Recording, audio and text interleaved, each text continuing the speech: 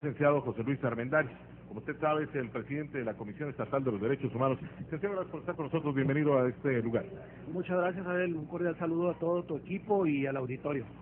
Bueno, pues el día de hoy le hemos planteado el tema interesante de este pronunciamiento que hace a nivel nacional la Comisión sobre el perfil del personal penitenciario que tiene que tener la República Mexicana, sobre todo en algunos de los lugares donde pues, se han dado castigos, se han dado maltratos para las personas que ahí purgan su condena o están por algún delito menor o tal vez de inocentes en las cárceles de nuestro país. ¿Cuál sería la posición de la Comisión a nivel local? ¿Similar? Bueno, definitivamente coincidimos con el criterio y sí precisar que el 10 de junio del 2011 se hizo una reforma constitucional que implicó un número importante de artículos. Dentro de estos implicó una adición que se hizo al artículo 18, que es el que regula todo el tema de la reinserción en México. Y se le hizo una adición agregando que la reinserción social tendría como base los derechos humanos. Ya existía la disposición que señalaba que el trabajo, la educación, la cultura, el deporte, etc. Y entonces, el agregar esa expresión que, vamos a decir, ortográficamente es menor, como base de los derechos humanos, pero sin embargo tiene una implicación pragmática muy amplia. ¿Esto qué implica? Que entonces había que romper el viejo paradigma de cómo se venía desarrollando la reinserción en México.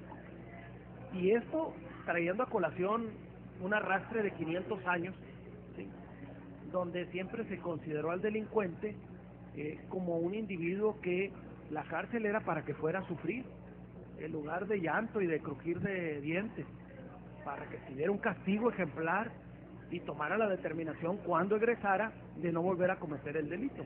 ¿Y eso no está resultando al revés? Entonces, ese esquema carcelario que se trae arrastrando desde hace 500 años, cuando se hace este cambio de agregar como base los derechos humanos, implica automáticamente que cambiar todo un esquema de funcionamiento, de actitudes, de conductas de los custodios y de los directivos de los cerezos. Entonces, de ahí el pronunciamiento de la Comisión Nacional, porque está identificando que seguimos arrastrando los criterios, las pautas, las conductas de custodios y de directivos anteriores a la reforma constitucional. Entonces, el pronunciamiento, ¿en qué se centra? Se centra básicamente en un esquema de tratamiento más humanizado, sin reflejar debilidad, porque son dos cosas que hay que distinguir, ¿no? Porque muchas veces hablamos de humanización, decimos, va a ser más light, más aligerado, demás. No. Un esquema humanizado sin dejar de aplicar la ley, pero sí en otro concepto que permita garantizar una reinserción efectiva. ¿Qué trajo como colación todo esto? Mira, este esquema desde hace 500 años que se arrastra, veníamos cometiendo errores graves. Por ejemplo, el considerar que la reinserción únicamente era el proceso en el que permanecía privado de la libertad y que en ese lapso de tiempo, vía transcurso del solo tiempo, y un individuo acostado ahí en un camastro contemplando el techo de la celda, iba a hacer un análisis de conciencia, recapacitar en que ya no iba a volver a delinquir, y una vez que ponía el primer paso en la libertad, las instituciones nos desentendíamos de él. Y reincidía muchas veces. Ya quedaste en libertad, de aquí para allá es asunto tuyo, y cuidado donde vas a cometer un delito porque regresas. Y nos desentendíamos totalmente. Y entonces, ¿qué tenías afuera tú? Tenías un individuo que tenía antecedentes penales, que al intentar buscar un trabajo le iban a pedir la carta de no antecedentes y no iba a conseguir en ningún lado. Un individuo que había permanecido a lo mejor algún buen tiempo en prisión, desconectado de relaciones sociales, desconectado laboralmente o educativamente, y entonces un individuo que se le complicaba mucho reinsertarse en la sociedad. Entonces muchas veces, ¿qué terminaba haciendo?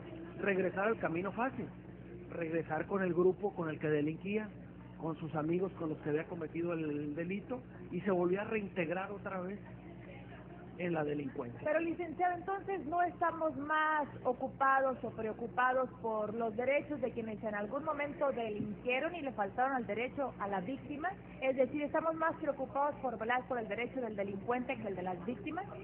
No, tenemos que estar preocupados por los dos aspectos. En esta historia que les estoy contando de 500 años, también con las víctimas pasó lo mismo. Las víctimas estuvieron olvidadas. El Estado le decía a la víctima, a ver, ya tengo yo a quien cometió el delito. Tú ya no tienes nada que ver aquí, yo me voy a encargar de castigar. Oye, pero la reparación del daño mía, no.